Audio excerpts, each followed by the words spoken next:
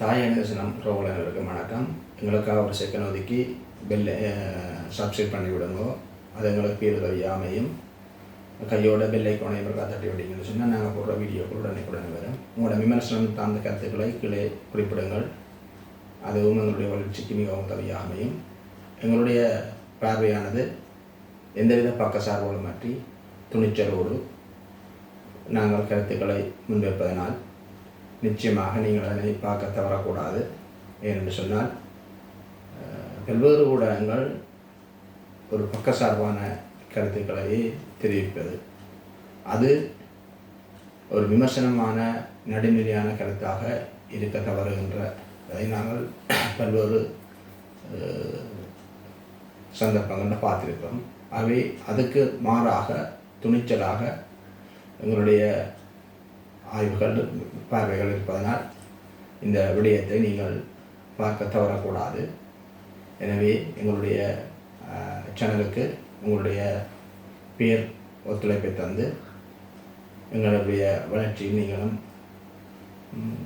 அக்கறையோடு செயல்படுவீர்கள் என நம்புகின்றோம். இன்றைக்கு நாங்கள் பார்க்க இருக்கிறது ஒரு முக்கியமான விஷயம்.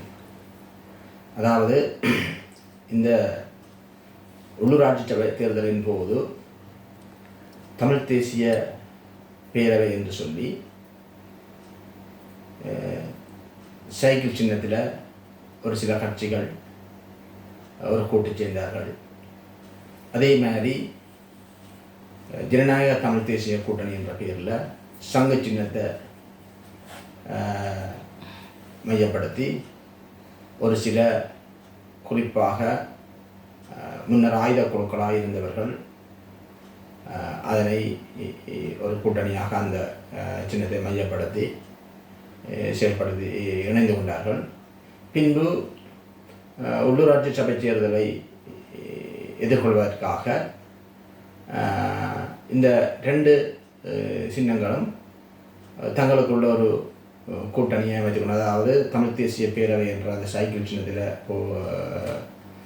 சின்னத்தை மையமாக கொண்டு கூட்டணியாக இணைந்து கொண்டவர்களும், சங்க சின்னத்தை மையமாக கொண்டு ஜனநாயக தமிழ் தேசிய கூட்டணி என்ற பெயரில் இணைந்து கொண்டவர்களும், இரண்டு கூட்டணிகளும் இணைந்து கொண்டு ஒரு கூட்டை உருவாக்கி கொண்டனர். அந்த கூட்டு இணையும் போது மிக தெளிவாக சொல்லப்பட்டது, 13வது திருத்தச் சட்டம் என்றது ஆரம்ப புள்ளியாகவோ அல்லது தமிழ் மக்களுடைய தீர்வாகவோ அமைய முடியாது என்றதை மிக தெளிவாக தமிழ் தேசிய பேரவையும் ஜனநாயக தமிழ் தேசிய கூட்டணியும் ஏற்றுக்கொண்டே அதனை அந்த கூட்டணிக்குள் வந்திருந்தார்கள். அந்த கூட்டு அவ்வாறு இருக்கும்போதே ஜனநாயக தமிழ் தேசிய கூட்டணியில் இருக்கும் இந்த ஆயுத குழுக்கள், முன்னர் ஆயுத குழுக்களால் செயற்பட்டவர்கள், இப்போது 13வது திருத்தம் தொடர்பான கருத்தரங்குகளை தமிழர் தாயகம் பரவலாக அதற்கான செயற்பாடுகளை முன்னெடுத்து வருகின்றார்கள். இப்போது தமிழ் தரப்பில் 13வது திருத்தம் தேவையற்றது என்றது எங்களுடைய வாதம் இல்லை. அது 13வது திருத்தம் தான் தமிழ் மக்களுக்கான தீர்வாக அமையாட்டிலும் இப்போது இலங்கை சட்டத்தில் உள்வாங்கப்பட்டிருக்கும் அந்த 13வது திருத்தச் சட்டத்தை நடைமுறைப்படுத்துவது தொடர்பாக கதைப்பதில் இந்த தவறும் இல்லை. ஆனால் அது தமிழ் மக்களுடைய இறுதி தீர்வாக இருக்க முடியுமா என்ற தொடர்பாக பல்வேறு மட்டங்களில் ஆய்வு செய்யப்பட வேண்டும். பொதுவாக எங்களுடைய அரசியல் கட்சிகள் எதுவுமே ஒரு இன்றைய பூகோள அரசியல் அல்லது அரசியலில் உள்ள அந்த தந்திரங்கள் சூட்சுமங்களை விளங்கி கொண்டு ஒரு அரசியல் அறிவு படைத்தவர்களாக இருக்கவில்லை என்பது எங்களுடைய பார்வையில் மிக தெளிவாக தெரியுது. எனவே அவ்வாறான அரசியல் தெளிவில்லாதவர்கள் தான் தமிழ் மக்களுடைய அரசியலை முன்னெடுத்து செல்கின்றார்கள். பொதுவாக சட்டம் படித்த எல்லோரும் அரசியலை செய்யலாம் என்றது ஒரு ஒரு ஒரு ஆக்கபூர்வமற்ற கருத்தாக குறிப்பாக தமிழர் மத்தியில் அந்த ஒரு கருத்து இருக்குது. பொதுவாக பார்த்தீங்கன்னு சொன்னால் இந்த பலர் அரசியல்வாதிகள் பலர் சட்டத்தை தங்களுடைய தொழிலாக கொண்டிருப்பவர்கள் தான் அரசியலில் ஈடுபடுவார்கள். உங்களுக்கு அது தமிழர் விடுதலை கூட்டணியிலே இருந்து தமிழரசு கட்சியிலே இருந்து பல்வேறுபட்ட கட்சிகளில் அப்படி ஒரு பார்வை இருக்குது. அதனால தான் சுமந்திரனுக்கு ஒரு முக்கியத்துவத்தை இந்த தமிழ் தேசிய கூட்டமைப்பாக இருந்த காலத்தில் கொடுத்தவர். சுமந்திரன் சட்டத்துறையில் ஒரு அறிவு படைத்தவராக இருக்கலாம். சட்டம் என்றதும் பல்வேறு பிரிவுகளை உள்ளடக்கியது. அது எல்லாரும் ஒரு சட்டத்தை எல்லா சட்டத்தையும் எல்லாரும் செய்ய இயலாது. ஒரு ஆள் சிவில் வழக்கு செய்கிறாருண்டா இன்னொரு ஆள் கிரிமினல் வழக்கு செய்வார். இன்னும் ஒரு ஆள் அந்த கம்பெனிகள் தொடர்பான பிரச்சனைகளை ஸ்பெஷலாக செய்கிறவராக இருப்பார். அப்படி இந்த சட்டம்ன்றதும் பெரிய ஒரு கடல். அதை உதாரணத்துக்கு சொல்ல போனால், இப்போ நாங்கள் வைத்தியத்துறையில் ஒவ்வொரு வைத்தியர்கள் ஒவ்வொரு உடற்கூறுகளுக்கான விசேட படிப்பை மேற்கொண்டு அதை பிரத்யோகமாக கொண்டு அவர்களுடைய வைத்திய தொழில் அமைகிறது போல, இப்போ கண்ணுக்கு ஒரு டாக்டர் இருப்பார், எலும்புக்கு ஒரு டாக்டர் இருப்பார், நரம்பியலுக்கு ஒரு டாக்டர் இருப்பார், மகப்பேட்டுக்கு ஒரு டாக்டர் இருப்பார், பெண்கள் தொடர்பான விஷயத்தை கையாளுறதுக்கு இன்னொரு டாக்டர் இருப்பார். இப்படி அந்த வைத்தியத்துறையில் இருக்கிற அந்த பல்வேறு அந்த வைத்தியத்துறையின் கூறுகளை போல இந்த சட்டத்திலையும் அப்படி ஒரு விஷயம் இருக்குது. அப்போ பொதுவாக எல்லா துறைகளிலையும் அது இருந்தாலும் இந்த சட்டத்துறை என்பது சுமந்திரனை பொறுத்தவரையில் அவர் குடியியல், அதாவது சிவில் குடியியல் வழக்குகளை கூட கொடுத்து அந்த அந்த பிரச்சனைகளை கொஞ்சம் விசேடமாக செய்கிறதாக கருதப்படுகின்றது.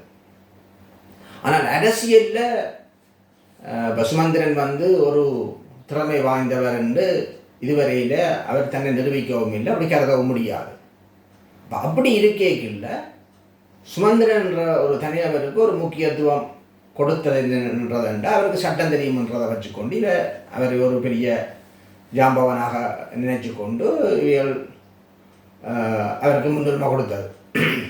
அதே மாதிரி இப்போ எங்களோட இந்த ஜனநாயக மிதவாத அரசியல்வாதிகளும் சட்டம் அரசியலுக்கு ஒரு தவிர்க்கப்பட முடியாத தங்களுக்குரிய தகமை, தாங்கள் சட்ட அரசியலில் ஈடுபடக்கூடிய தகமை தாங்கள் சட்டத்தை பயின்றிருக்கிறோம்ன்றதை நினச்சி கொண்டு தான் அவர்களும் கதை சொல்கிறது, நாங்களும் அதை கேட்குறது. அப்படி இருக்கையில் இந்த அதை ஒரு தகுதியாக கொண்டு இவர்கள் செயல்பட்டு வந்திருக்கார். அப்போ அப்படி இருக்கையில் இந்த 13வது திருத்த சட்டம் என்றது அது ஒரு சரியான ஆக்கப்பூர்வமான இந்த சட்டத்துறையில் இருக்கிறவர்கள் சொல்கிற கதையை மட்டும் கேட்டு நாங்கள் எங்களுடைய தமிழர்களுடைய அரசியலை வரையறுத்து கொள்ளாமல் ஒரு பல்துறை நிபுணத்துவம் வாய்ந்தவர்கள கருத்தை நாங்கள் கேட்டு எங்களுடைய அரசியல் எதிர்காலத்தை வரையறுத்து கொள்வோம். அப்படி இல்லாமல் இருப்பதுதான் எங்களுடைய அரசியல்வாதிகள் தாங்களும் குழப்பி மற்றவைகளையும் குழப்பி கொண்டு அரசியல் செய்கிறது. அப்போ இப்போ பிரச்சனை என்னென்னா, இந்த ஜனநாயக தமிழ் தேசிய கூட்டமைப்பில் இருந்த கொஞ்சம் பேரும் தமிழரசு கட்சியும் அதுக்குள்ள எதிர்காலத்தில் அல்லது இப்போ உள்வாங்கப்பட்டிருக்கணும்னு நினைக்கிறேன். இப்போ இவர்கள் எல்லாம் சேர்ந்து இந்த வடகிழக்கு தலைய ரீதியில் இந்த 13வது திருத்தம் தொடர்பான ஒரு கருத்தரங்குகளை மக்கள் மத்தியில் அதை பற்றியான ஒரு நியாயப்பாடுகளை முன்வைக்கிறான். அது வைக்கிறதும் தவறில்லை. என்ன பிரச்சனைன்னா, இப்போ இதில் இந்த ஜனநாயக தமிழ் தேசிய கூட்டமைப்பில் இருந்தவர்கள் அவர்கள் இந்த தமிழ் தேசிய பேரவைக்கும் ஜனநாயக தமிழ் தேசிய கூட்டமைக்கும் இடையிலான அந்த ஒரு கூட்டுறவு அமைந்த நேரத்தில் இந்த 13வது திருத்த சட்டத்தை ஆரம்ப புள்ளியாகவோ அல்லது தமிழர்களுக்கான தீர்வாகவோ ஏற்றுக்கொள்ள முடியாது என்றதை ஏற்றுக்கொண்டு தான் அந்த ரெண்டு கூட்டணிகளும் ஒன்றிணைந்து உள்ளூராட்சி சபையை எதிர்கொண்டனர். அல்ல உள்ளூராட்சி சபைக்கு பின்னர் அதை எதிர்கொண்டனர், அந்த பிரச்சனைகளை எதிர்கொண்டனர். ஆனால் இப்போது அந்த கூட்டுக்கு மாறாக இவ்வாறான ஒரு பிரச்சாரத்தில் ஈடுபடினோம். அப்போ இங்கே தான் விஷயம் இருக்கேன்னு சொன்னால், எங்களுடைய கட்சிகள் கூட்டு இணைகிறதெல்லாம் தங்களுடைய சுயநலங்களுக்காகவே ஒழிய ஒரு தமிழர்களுடைய அரசியல் பிரச்சனைக்கான ஒரு கொள்கை ரீதியான கூட்டாக அது அமைகிறதில்லை. இதே இந்த ஜனநாயக தமிழ் தேசிய கூட்டமைப்பில் இருந்த சுரேஷ் பிரமச்சந்திரன் தமிழ் மக்கள் பேரவை என்ற அந்த கூட்டில் இருந்து அவர் போன முறை வந்த உள்ளூராட்சி சபை, இதுக்கு முதல் நடந்த உள்ளூராட்சி சபை தேர்தலின் போது அந்த தமிழ் மக்கள் பேரவையில் இருந்து அந்த தேர்தலை எதிர்கொள்றதுக்காக அக்கண்டு வெளியில் வந்து அவர் இந்த உதய சூரிய சின்னத்தில் இருந்த தமிழர் விடுதலை கூட்டணியின் சின்னத்தில் அவர் போட்டியிட்டார். அப்போ அந்த நேரமும் அவர்தான் அந்த கூட்டை உடைக்கிறதுக்கு காரணமாக இருந்தது. தமிழ் தேசிய பேரவை என்ற ஒரு தமிழ் மக்கள் பேரவை என்ற ஒரு மக்கள் இயக்கமாக அது பரிணமித்து அது தனது செயற்பாடுகளை முன்னெடுத்து நின்ற நேரம், அதில் இருந்து தேர்தலை வந்தோன்னா தேர்தலுக்கான கூட்டம்னு சொல்லி அதிலேருந்து வந்து தமிழர் விடுதலை கூட்டணியில் உதய சூரிய சின்னத்தில் போட்டிக்கிட்டால் நிறைய வாக்குகளை பெறலாம் என்ற அந்த நப்பாசையில் அந்த கூட்டை உடைச்சு கொண்டு வெளியில் வந்து அன்று அந்த தமிழ் தேசிய தமிழ் மக்கள் பேரவையின் ஒரு குலைவுக்கு ஒரு குறிப்பிடக்கூடிய காரணமாக இவரை இருந்திருக்கிறார். இன்று அதே விஷயத்தையே திருப்பி செய்கிறார். தன்னுடைய தேர்தல் அல்லது தேர்தலில் அடைச்ச அந்த வாக்கை தாங்கள் நடைமுறைக்கு கொண்டு வரணும் என்றதுக்காக ஒரு கூட்டை அமைச்சு ஒரு கொள்கை ரீதியான ஒரு கூட்டை அமைத்திருந்தால் இன்றும் அவர் அதில் உறுதியாக நின்றிருக்க வேண்டும். இப்போ 13ஆம் திருத்தச் சட்டம் தமிழ் மக்களுக்கான ஒரு ஆரம்ப புள்ளியோ அல்லது இறுதி புள்ளியாகவோ இருக்காட்டிலும் என்றாலும் அது இப்போ சட்டத்தில் இருக்கிறதால அதை நடைமுறைப்படுத்துறதுல இந்த ஒரு சிக்கலும் இல்லை. அதை நடைமுறைப்படுத்த சொல்லி கேட்கறதுல இந்த சிக்கலும் இல்லை. ஆனால் இங்கே ஒரு கூட்டை அமைத்து விட்டு அந்த கூட்டில் எடுக்கப்பட்ட முடிவுகளுக்கு மாறாக செயல்படுவதுதான் பிழை. அவை இந்த 13ஆம் திருத்தச் சட்டம் என்றது இப்போது யாருடைய தேவைக்காக இவர்கள் நடைமுறைப்படுத்த வேண்டும் என்பதை செய்கிறார்கள். என்னென்னு சொன்னால், இப்போ இந்த 13ஆம் திருத்தச் சட்டம் என்று கொண்டு வரப்பட்டது இந்தியாவில். இந்தியா அன்றைக்கு யாருக்காக கொண்டு வந்தேன்னு சொன்னால் தமிழ் மக்களுக்காக கொண்டு, அது தன்னுடைய நலன்களை பிரதிபலிக்கிறதுக்காக தமிழர்களுடைய ஆயுத போராட்டத்தை தனக்கு சாதகமாக பயன்படுத்துவதற்காக ஒரு பக்கத்தில் ஆயுதத்தை கொடுத்து தமிழ் மக்களை போராட வச்சுட்டு பிறகு அந்த ஆயுத போராட்டத்தை வெற்றியடைய விடாமல் தடுத்ததும் இதே இந்திய அரசு தான். அப்போ இந்திய அரசு திருப்பி ஒரு கட்டத்தில் இந்த 13ஆம் திருத்தச் சட்டத்தை கொண்டு வந்து தமிழர்களுடைய அவர்களுடைய அந்த தனிநாட்டுக்கான அந்த கோரிக்கையை அடைய விடாமல் தடுத்ததிலையும் இந்தியாவுக்கு பாரிய பங்கு இருக்குது. அது 2009ஆம் ஆண்டு இறுதி போர் வரை இந்தியாவின் இராணுவங்கள் இலங்கை படைகளோடு இணைஞ்சு அந்த தமிழ் மக்களுடைய போராட்டத்தை அழிப்பதில் முன்னணியில் கங்கணம் கட்டி கொண்டு நின்றதும் எங்களுக்கு எல்லாம் தெரிஞ்ச விஷயம். அப்போ இதே இந்தியா இப்போ என்ன செய்ய பார்க்குதுன்னு சொன்னால், இந்த 13ஆம் திருத்தச் சட்டத்தை அடுத்தது 87ஆம் ஆண்டு கொண்டுவரப்பட்ட 13ஆம் திருத்தச் சட்டத்தை 2009ஆம் ஆண்டு வரையும் அதை விடுதலை புலிகள் இருந்தார்கள், அவர்கள் ஒத்துழைக்கிறார்கள், இல்லை தமிழ் மக்களுடைய பிரதிநிதிகளாக ஒரு ஆயுத போராட்டம் இருக்கின்ற அந்த விஷயத்தை முன்னிறுத்தி விடுதலை புலிகள் இந்த 13ஆம் திருத்தச் சட்டத்தை நடைமுறைப்படுத்துறதுக்கு இடமளிக்கலை என்றத காரணத்தை சொன்னாலும், இந்தியாவில் இப்போ 16 வருஷமாக ஒரு ஜனநாயக ரீதியான விடுதலை புலிகளின் அந்த செயல்பாடுகள் இன்றி ஒரு ஜனநாயக வழி இருக்கிற நேரம் இந்த இந்தியா இந்த 13ஆம் திருத்தச் சட்டத்தை நடைமுறைப்படுத்துவதற்கான எந்தவித முயற்சிகளையும் எடுக்க இல்லை. அவை அப்பப்போது தங்களுடைய வாய்க்கு வந்தபடி இந்த கொழும்புக்கு வர்ற நேரம் அல்ல எங்கேயாவது கதைக்க இலங்கையின் பிரச்சனையில் கதைக்கிற நேரம் ஒரு சம்பிரதாய முறைப்படி இந்த 13வது திருத்தச்சட்டத்தை பற்றி கதைச்சு போட்டு போவினோம். ஆனால் அதை நடைமுறைப்படுத்துறதுக்கான எந்த வித முயற்சிகளையும் இந்தியா எடுக்க இல்லை. அதுக்கான அழுத்தத்தை இலங்கைக்கு கொடுக்க இல்லை. இப்போ இந்தியாவின் இந்த வெளியுறவு கொள்கை நாங்கள் ஏற்கனவே சொன்ன மாதிரி அவை ஒரு அறிவுபூர்வமான வெளியுறவு கொள்கையை இன்று வரையும் வச்சிருக்கவில்லை. அதை எப்படியான வெளியுறவு கொள்கையை வச்சிருக்கணும் என்றால், இந்த ராமாயணம் மகாபாரதம் போன்ற அந்த இதிகாசங்களை மையப்படுத்தி அந்த பழைய அந்த இதிகாசங்களில் சொல்லப்படுற விஷயங்களை மேன்மைப்படுத்தியும் அதனை உறுதிப்படுத்துவதற்குமான ஒரு வெளியுறவு கொள்கை, அதை அடைவதற்கான ஒரு வெளியுறவு கொள்கையைத்தான் அவர்களுடைய வெளியுறவு கொள்கையாக வைத்திருக்கிறார்கள். அதனால தான் இந்தியா ஒரு பெரிய நாடாக, ஒரு ஜனநாயக நாடாக, மக்கள் தொகை கூடிய நாடாக இருந்த போதிலும் இன்றைக்கு உலகத்தில் உலகமேன்றே இந்த தெற்காசியாவில் கூட அவர்களுடைய வெளியுறவு கொள்கை மிக தோல்வியடைஞ்ச ஒரு கொள்கையாக இருக்குது. இப்போ இங்கே பார்த்தீங்கன்னு சொன்னால் மாலத்தீவு இந்தியாவில் கையிலேருந்து போயிட்டு, பாகிஸ்தான் இந்தியாவில் கையிலே இல்லை, அங்கால பங்களாதேஷ் இந்தியாவில் கையிலே இல்லை, சீனாவோட ஒரு ஒரு முருகல்பாடு இருக்குது இந்தியா. அப்போ இவ்வாறான சூழலில் இலங்கையும் கிட்டத்தட்ட இந்தியாவில் கையுக்குள்ள இல்லை. இப்போ இந்த இந்தியா இலங்கை என்னதான் சொன்னாலும், இந்தியா அருகே உள்ள நாடாக இருந்தாலும், அல்ல இந்தியா பல நெருக்கடியான காலகட்டங்களில் இராணுவ ரீதியான உதவிகளை இலங்கைக்கு வழங்கியிருந்தாலும், பின்னர் பொருளாதார வீழ்ச்சி வந்து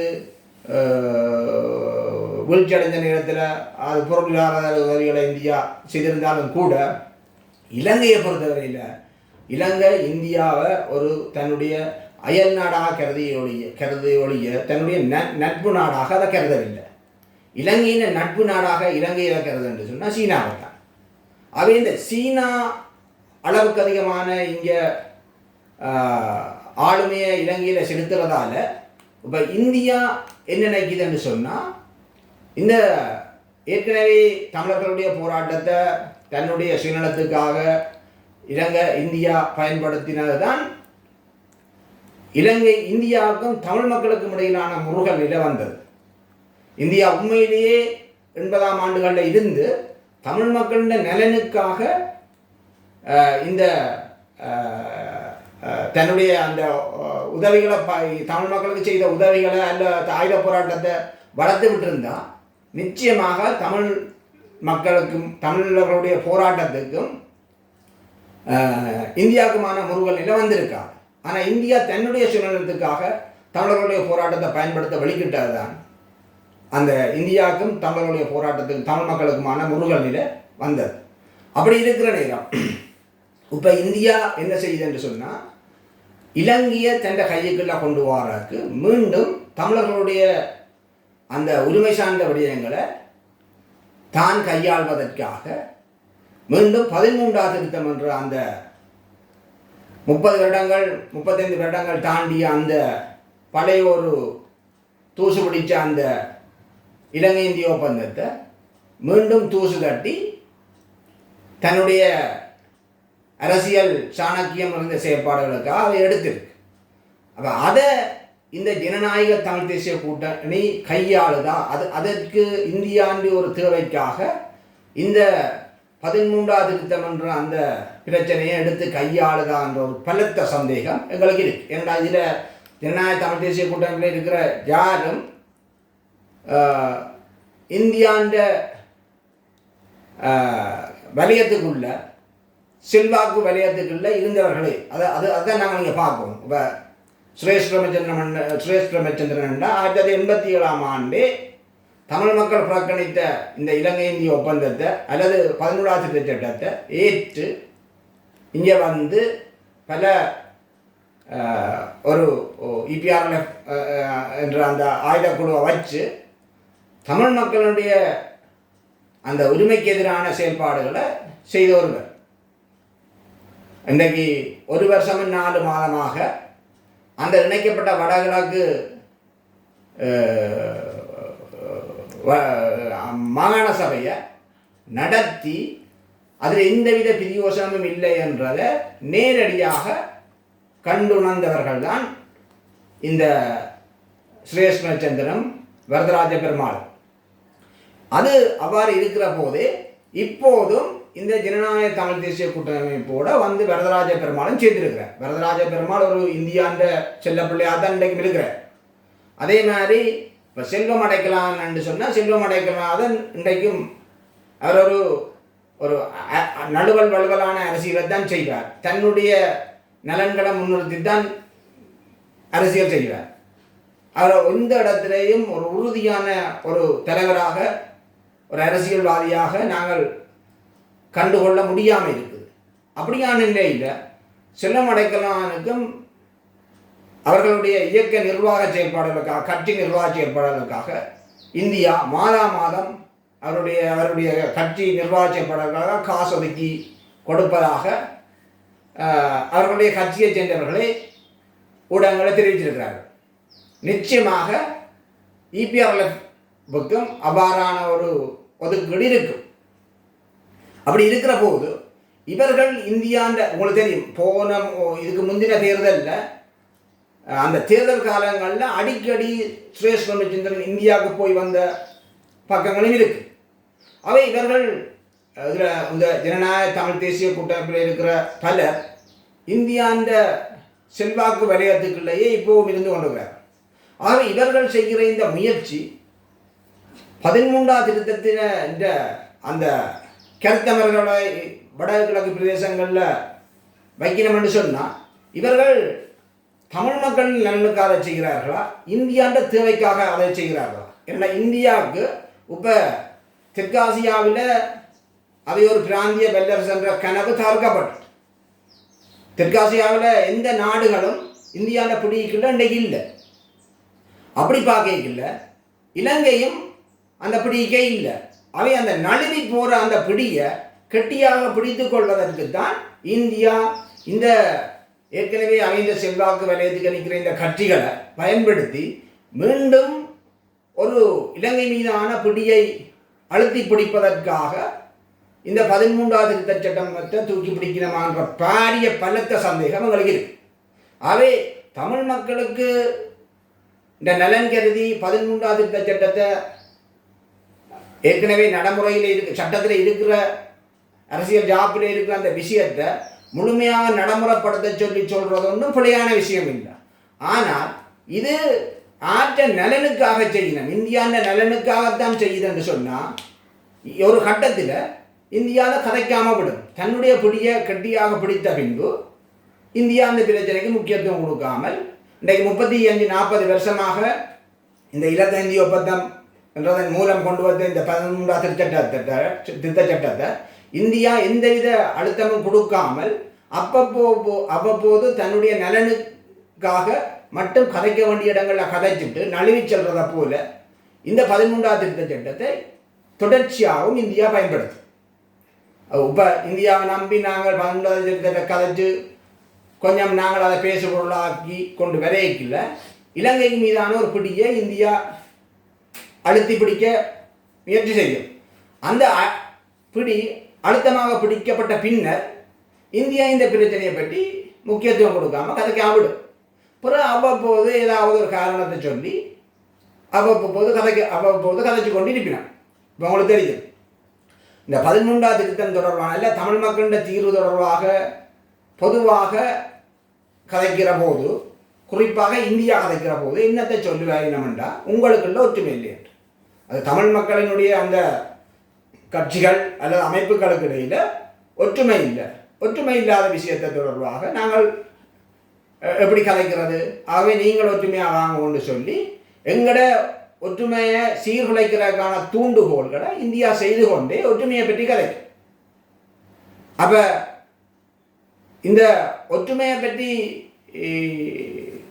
ஒற்றுமைப்படாட்டி தமிழ் மக்களுக்கான தீர்வை பற்றி இந்தியா கதைக்கக்கூடாது. இப்போ இந்தியாவிலேயோ எந்த நாட்டிலே என்றாலும் எல்லா கட்சிகளும் ஒற்றுமையாக தான் இருக்கிறோமா? அப்படி இல்லை தான்.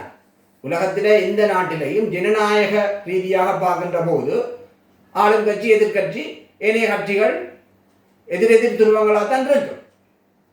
அப்போ அப்படி இருக்கிற போது தமிழ் மக்களுக்கு மட்டும் அது விதிவிலக்காக ஒற்றுமையாக வாங்க கொண்டு அப்படி இந்தியா சொல்லும். அவை இந்தியா எப்போதும் என்ன செய்யுதுன்னு சொன்னால் தமிழ் மக்களுடைய ஒரு போராட்டத்தை தன்னுடைய அரசியல் ராஜதந்திரத்துக்காக அப்போது கதைத்துக் கொள்வதும் அதனை பயன்படுத்தி கொள்வதாகத்தான் இருக்கின்றது. இப்போ இந்த புறநிலை சூழலில் தான் நாங்கள் இந்த 13ஆம் திருத்த சட்டத்தை இந்த ஏற்கனவே இந்த தமிழ் தேசிய பேரவையும் ஜனநாயக தமிழ் தேசிய கூட்டணியும் ஆக ஒரு கூட்டுக்குள்ளே இருந்து கொண்டு அந்த கூட்டை சீர்குலைக்கிற ஒரு நடவடிக்கையாக இந்த தமிழ் தேசிய கூட்டமைப்பில் உள்ள இந்த ஆயுத குழுக்கள் மற்றும் தமிழரசு கட்சி இணைந்து இப்போது 13ஆம் திருத்தம் சட்டம் என்ற ஒரு கதைக்கு வழிகட்டிருக்கிறோம். அப்போ இது தமிழ் மக்களுடைய தேவைக்காக இதை சுயமாக செய்யணுமா என்றால் எங்களுக்கு அதில் பலத்த சந்தேகம் இருக்குது. இவர்கள் ஏனென்றால் இவர்கள் கடந்த காலங்களிலேயும் இவர்கள் கொள்கைவாதிகளாக தமிழ் மக்களால் காணப்படவில்லை. சந்தர்ப்பவாத அரசியலைத்தான் இவர்கள் செய்து கொண்டிருக்கிறார்கள். இவர்களை பொறுத்தவரையில் தங்களுக்கு ஒரு பாராளுமன்றம், ஒரு மாகாண சபை, ஒரு பிரதேச சபை தாங்களும் தங்களோட கட்சிக்காரர்களும் ஆட்சியில் இருந்தால் அது தங்களுக்கு போதுமானது, தங்களுக்கு ஒரு கெத் என்று நினைக்கிறார்கள். அதில் தங்களுக்கு பல்வேறு சலுகைகள் இருப்பதால் தங்களோட கட்சியை வளர்த்து கொள்ளலாம், தாங்களும் ஒரு பவரில் இருந்து கொள்ளலாம்ன்றதை மட்டுமே நினைக்கிறார்கள். அவ்வாறு இல்லை, இவர்கள் மக்களுக்காகத்தான் அரசியல் செய்கிறார்கள் என்றால் இன்றைக்கு தமிழ் மக்களுக்கான தீர்வு விடயத்தில் கூட எதை அடையணும், எப்படி அடையணும் என்ற ஒரு வழிபரவடம் இல்லாமல் இவர்கள் திக்கி திணறி முரண்பட்டுக் கொள்வதை நாங்கள் பார்க்கிறோம். ஆகவே இவர்களுடைய இந்த அரசியல் பாதை தெளிவற்றது, மிக தெளிவாக தெரிகிறது. இவர்கள் அரசியல் பாதையில் தெளிவில்லை, அரசியலில் தெளிவில்லாத சிந்தனை உள்ளவர்களாக இருக்கிறார். அவை இவர்களால் எப்படி தமிழ் மக்களுடைய இந்த இழப்பும் வலியும் நிறைந்த இந்த தமிழ் மக்களுக்கு ஒரு சரியான அரசியல் பாதையை வகுத்து தமிழுடைய அரசியல் உரிமையை பெற்றுத் தருவார்கள் என்றதில் என்ன உறுதிப்பாடு இருக்குது. இப்போ அண்மையில் சித்தார்த்தன் ஒரு இணையதள வானொலி பேட்டியில் அந்த நெறியாளர் கேட்கிறார் சித்தார்த்தன்கிட்ட, தமிழ் மக்களுக்கான தீர்வு என்ன இருக்குது, வேறு என்னென்னா ஒன்றும் இல்லைன்ற. அப்போ ஏன் நீங்கள் இதை செய்கிறீங்கன்னா இந்த அரசியலை இப்படியே வச்சுக்கொள்றக்கா செய்கிறோம்னு சொல்கிறேன். அப்போ இவ்வளவு சிம்மத்தனமாக சின்ன பிள்ளைத்தனமாக அந்த கருத்தை அவர் தெரிவிக்கிறார். வெளிப்படையாக சொல்கிறார், தங்களுடைய இலக்கு ஒரு தாங்கள் அடைகிறதுக்கு தங்களுடைய ஒரு அரசியல் சாணக்கியமும் இல்லை, தங்களுடைய ஒரு திட்டமும் இல்லை. நாங்கள் சும்மா அரசியலில் பொழுதுபோக்காக நாங்கள் ஒரு சக்திகளாக எங்களை வெளிப்படுத்தி காட்டுறது, எங்களுக்கு அரசியலை செய்கிறாக்காக தமிழ் மக்களுடைய இந்த பிரச்சனையை நாங்கள் ஐயாண்டு கொண்டு இருக்கிறோம்ன்றதை தான் நான் சொல்கிறேன். இதுதான் எல்லாருக்கும் உள்ள பிரச்சனை. அது சித்தார்த்தனுக்கு மட்டும் இல்லை, சுரேஷ் ராமச்சந்திரனுக்கு இதுதான் பிரச்சனை, செல்வம் அடைக்கலனாருக்கு இதுதான் பிரச்சனை, சந்திரகுமாருக்கு இதுதான் பிரச்சனை. சந்திரகுமார் இவ்வளோ காலமும் அரச கட்சிகளோட நின்று இப்போ அண்மையில் தான் அவர் இந்த தமிழ் தேசிய ஜனநாயக தமிழ் தேசிய கூட்டணிக்கு வந்திருக்கிறார். அவர் தன்னை தமிழ் தேசியவாதியாக உறுதிப்படுத்தி கொள்வதற்கு இன்னும் நீண்ட தூரம் பயணிக்க வேண்டியிருக்குது. ஆனால் அவர் என்ன நினச்சி அரசியலுக்கு வந்தாரோ, என்னத்தை நினச்சி வந்திருப்பாருண்டா, வெளியில் நின்று தமிழ் தேசியத்துக்கு எதிராக நிலப்பாடுகளோடு நின்று நான் அரசியலில் இருக்கிறாரு. அவை அரசியலில் இருக்கணும் என்று சொன்னால் குறைஞ்சபட்சம் ஒரு தமிழ் தேசியவாதியாக என்ன காட்டணும். தமிழ் தேசியவாதியாக காட்டுறது நல்ல விஷயம், தமிழ் தேசியவாதியாக மாறுவது நல்ல விஷயம். ஆனால் காட்டுவது அது ஒரு ஒரு மக்களை ஏமாற்றும் ஒரு செயல்பாடாகத்தான் பார்க்கப்படும். எனவே இந்த தமிழ் மக்களின் அரசியலை முன்னெடுப்பவர்களில் யாருமே தமிழ் மக்களுக்கான ஒரு தெளிவான பாதையை வகுத்துக் கொள்வார்கள் என்றதில் எங்களுக்கு எள்ளளவு நம்பிக்கையும் இல்லை. எனவே இந்த விஷய புறநிலை சூழலில் தான் இந்த அரசியல்வாதிகளுடைய இந்த முன்னெடுப்பை நாங்கள் பார்ப்போம். என்னென்னு சொன்னால், இவர்கள் இன்றைக்கு 15 வருஷ காலம் இவர்களால் ஒரு கருத்துக்கு வர முடியல. 2009ஆம் ஆண்டு தமிழ் விடுதலை புலிகளின் பின்னடைவுக்கு பிறகு இந்த அரசியல்வாதிகள் யாராலும் ஒரு தமிழ் மக்களின் நலனுக்காக குறைஞ்சபட்சம் ஒரு பேரளவிலாவது செயற்பட முடியவில்லை. அவர்கள் அவ்வப்போது கூட்டி சேர்வார்கள், சேர்ந்த மறுகணமே அதை உடைத்து கொண்டு போவார்கள். அவர்கள் என்ன நினைக்கிறார்கள் என்றால் தமிழ் மக்களை தொடர்ச்சியாக தாங்கள் ஏமாற்றிக் கொண்டிருக்கலாம் என்றதை பலமாக நம்புகின்றார்கள் இந்த கட்சிகள். அவை அந்த நம்பிக்கையில் தான் இவர்கள் இப்படி சேருவதும் பிரிவதுமாக கூத்தாடி கொண்டிருக்கிறார். இந்த விஷயத்தில் தான் நாங்கள் ஒரு மறு பரிசீலனை செய்ய வேண்டிய தேவை இருக்கு. தமிழ் மக்களாகிய நாங்கள் இந்த கட்சிகளுக்கு பின்னால் எவ்வளவு காலம் பயணிக்க போகிறோம்ன்றதுதான் எங்களுடைய கேள்வி. அவை அந்த கேள்விக்கு ஒவ்வொரு தமிழ் மக்களும் விடை காண முன்வர வேண்டும்.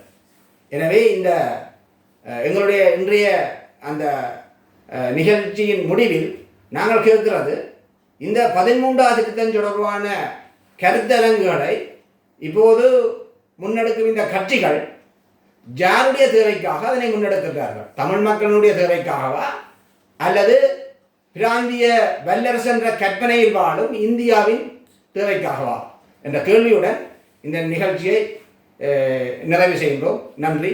மக்களுடன் போராளிகள், மக்களுக்காக போராளிகள்.